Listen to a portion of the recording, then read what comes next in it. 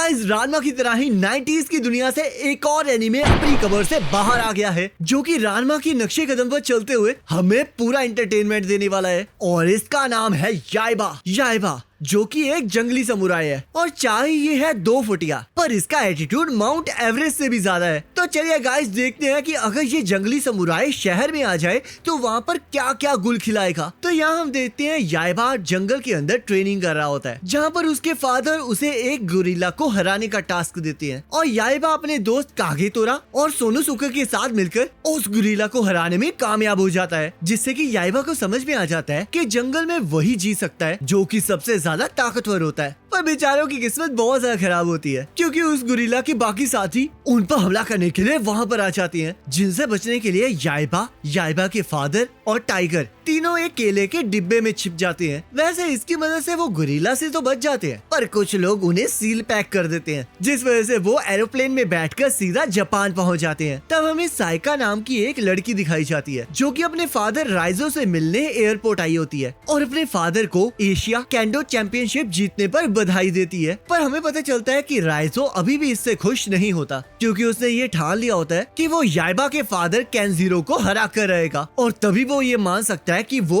असल में जीत चुका है। तब याइबा, केंजीरो और उसका टाइगर एयरपोर्ट पर हंगामा मचा देते हैं, और याइबा उनसे बचते हुए साइका के पास पहुंच जाता है। तब याइबा को जैसे ही पता चलता है कि साइका एक लड़की है, वैसे ही वो बहुत ज्यादा एक्साइटेड होके उसे चेक करने लग जाता है, क्योंकि वो जंगल में रहते हुए कभी भी किसी लड़की से नहीं मिला होता। तब केंजीरो भी भागते हुए याइबा के पास आने लगता है, और राइजो केंजीरो को देखकर बहुत ज्यादा एक्साइटेड हो जाता है, क्योंकि उसे उम्मीद होती है कि इस बार तो वो केंजीरो के साथ जरूर लड़ पाएगा। पर केंजीरो उसे इग्नोर करके उन सभी को वहाँ से भागने के लिए कहता है, और वो सभी लोग सीधा राइजो के घर चले जाते हैं, जहाँ केंजीरो याइबा को बताता है कि आज से वो वहीं पर रहेगा। पर बेचारे राइजो को तो समझ ही नहीं आ रहा होता कि आखिरकार उसकी जिंदगी में चल क्या रहा है। तब याइबा घर में कूदना स्टार्ट कर देता है, जिस वजह से साइका की ग्रैंड मदर आकर उसे पकड़ लेती है और उसे डांटना स्टार्ट कर देती है। पर जैसे ही उन्हें पता चलता है कि वो केंजीरो का बेटा है, तब उन्हें पता चल जाता है कि ये भी उसके फादर की तरह ही पागल है। तब केंजीरो साइका की ग्रैंड मदर को याइबा को उनके घर में रखने के लिए कहता है, और साइका की ग्रैंड मदर उन्हें मजा छिकाने के लिए डोजो के अंदर एक अपोनेंट से लड़ने ले जाती है। तब केंजीरो याइबा के साथ लड़वाने के लिए वहाँ का सबसे ज्यादा ताकतवर ओपोनेंट चुनता है, और साइका की ग्रैंड मदर ये शर्त रखती है कि अगर याइबा उस ओपोनेंट को हरा देगा तो उन्हें उसके वहाँ पर रहने से कोई इतराज नहीं है। पर याइबा को तो इससे कोई फर्क नहीं पड़ रहा होता, क्योंकि उसे तो बस सबसे ज्यादा ताकतवर ओपोनेंट से लड़ना होता है, जिस वजह से वो उसके साथ लड़ने के लिए तैयार हो जाता है। और हम देखते हैं उन दोनों के बीच काफी ज्यादा टफ कंपटीशन होता है। पर जैसे ही याइबा को अपनी जंगल वाली ट्रेनिंग याद आती है, तो उसे समझ में आ जाता है कि उसे अपने ओपोनेंट के अटैक को भांपना ही पड़ेगा, जिस वजह से हम देखते हैं वो अपने ओपोनेंट पर हमला करने में कामयाब हो जाता है। और उसके हमले में इतनी ज्यादा ताकत होती है कि वो ओपोनेंट उड़ता उड़ता छत के साथ चिपक जाता है, जिसे देखकर सभी की आंखें फटी की फटी रह जाती हैं। तब याइबा अपने ओपोनेंट को बांध लेता है, क्योंकि उसने तो जंगल में रहकर एक ही चीज सीखी होती है कि जो सबसे ज्यादा ताकतवर होगा वही जिएगा, जिस वजह से वो उसे पकाने ले जाने लगता है। तब यहाँ अगले दिन केंजीरो याइबा को अकेले छोड़कर कहीं गायब हो जाता है, और साइका याइबा से उसके टाइगर के बारे में पूछने लगती है। तो याइबा उसे बताता है कि वो बहुत अच्छे दोस्त हैं। वैसे वो अलग बात है कि कहानी में तो कुछ और ही लग रहा होता है, क्योंकि असल में तो वो टाइगर याइबा को खाने आया होता है, और याइबा अनजाने में उसे मछली पकड़ते हुए पानी में फेंक देता है। और क्योंकि पानी में गिरने की वजह से टाइगर बहुत सारी मछलियों को बाहर फेंक देता है, तो याइबा को ऐसा लगता है कि उसने शायद उसकी मछली पकड़ने में मदद की है, जिस वजह से वो उसे बचा लेता है, और वो दोनों काफी अच्छे दोस्त बन जाते हैं। तब अगले दिन याइबा साइका के साथ स्कूल चला जाता है, पर जंगल में रहने की वजह से उसे पता नहीं होता कि आखिरकार स्कूल कहते किसे हैं। और साइका उसे डराने के लिए उसे ये बताती है कि स्कूल के अंदर बहुत ज्यादा खतरनाक मॉन्स्टर्स रहते हैं। पर वो दाव उसी पर भारी पड़ जाता है, क्योंकि याइबा तो ताकतवर अपोनेंट को ही ढूंढने आया होता है, जिस वजह से वो स्कूल जाने के लिए और भी ज्यादा एक्साइटेड हो जाता है, और साइका को प्रॉमिस करता है कि वो उसे हर मुसीबत से बचा कर रहेगा। तब साइका की फ्रेंड्स याइबा को देखकर बहुत ज्यादा खुश हो जाती हैं।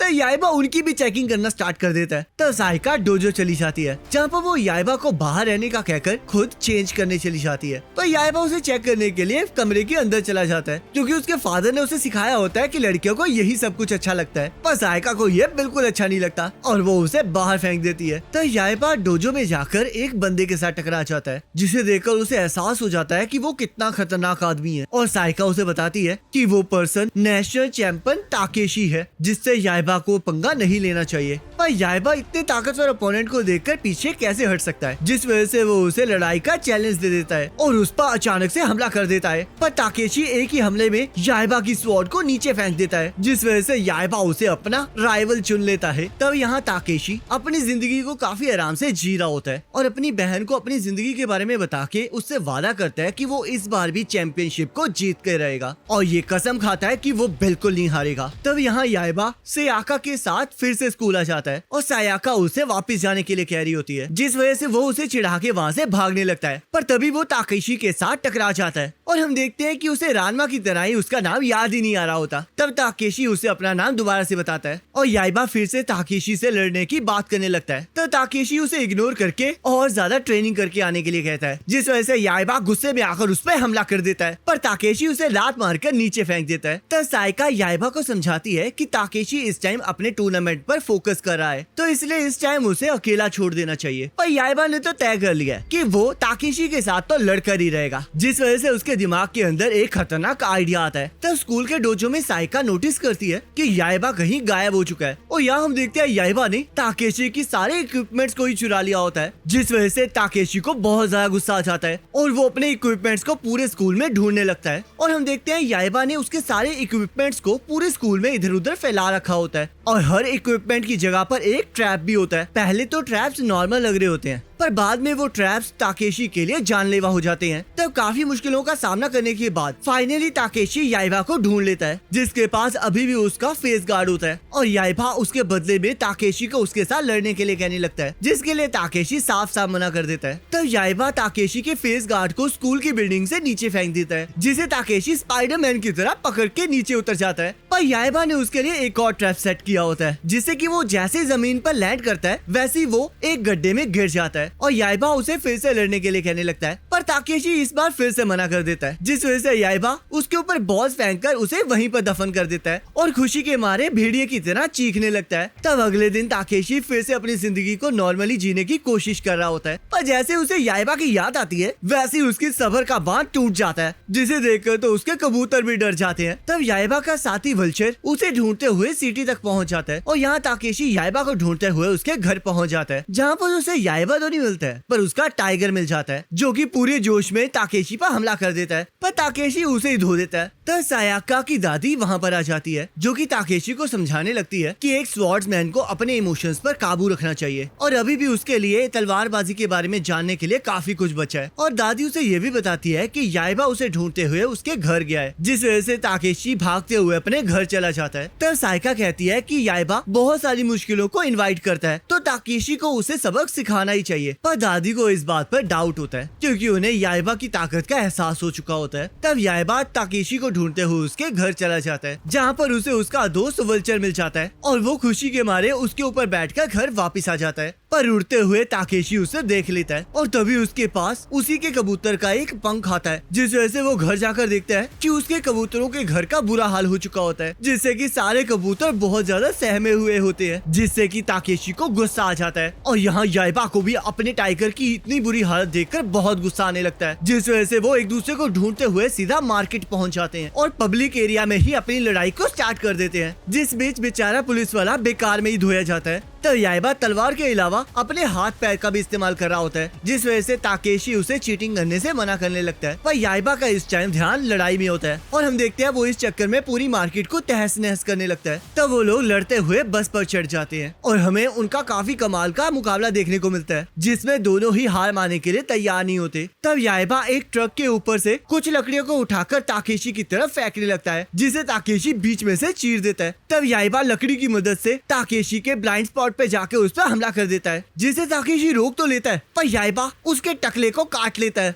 और उसके मुंह पर एक जोरदार स्वॉर्ड से हमला करता है। तब याइबा जीतकर बहुत खुश हो जाता है और कूदता हुआ सीधा साइन बोर्ड के साथ टकरा जाता है। तब यहाँ सायका याइबा की मरहम पट्टी कर रही होती है और याइबा अपनी जीत को लेकर काफी खुश होता है। तब दादी उसे समझाती है कि उसने चीटिंग करके लड़ाई को जीता है। तो याइबा डिसाइड करता है कि वो इस बार ताकेशी को सही तरीके से हराएगा और वो अपने टाइगर और वल्चर के साथ मिलकर छत पर ट्रेनिंग करने लगता है, जिसे देखकर सायका को थोड़ा अटपटा लग रहा होता है। पर दादी उसे समझाती है कि अगर याइबा छत पर ट्रेनिंग करेगा तो वो किसी भी पोजीशन से अटैक कर सकता है। तो याइबा बड़ी आसानी से अपने साथियों को हरा देता है, जिस वजह से वो अपनी आंखों पर पट्टी बांध लेता है ताकि वो थोड़ी सीरियस ट्रेनिंग कर सके और अपने परसेप्शन को बढ़ा सके। तब दादी को विश्वास हो जाता है कि उस जैसा बेवकूफ भी कोई चीज सीख सकता है और हम देखते हैं याइबा खाने के टाइम भी इस चीज की प्रैक्टिस कर रहा होता है, जिस वजह से खाने का टेबल एक लड़ाई का मैदान बन जाता है। तब यहाँ साइका बड़ी आराम से नहा रही होती है पर याइबा आंखों में पट्टी बांधकर वहाँ भी पहुँच जाता है और इस मामले में उसकी परसेप्शन इतनी ज्यादा अच्छी हो चुकी होती है कि वो अंदर घुसते ही समझ जाता है कि अंदर साइका है, जो कि उसे बाहर पटक देती है। तब यहाँ बेचारे ताकेशी की रातों की नींद ही उड़ चुकी होती है क्योंकि उसके सपने में उसे हर जगह याइबा ही दिखाई दे रहा होता है, जो कि उसे चूहों की तरह कुतर रहा होता है, जिस वजह से ताकेशी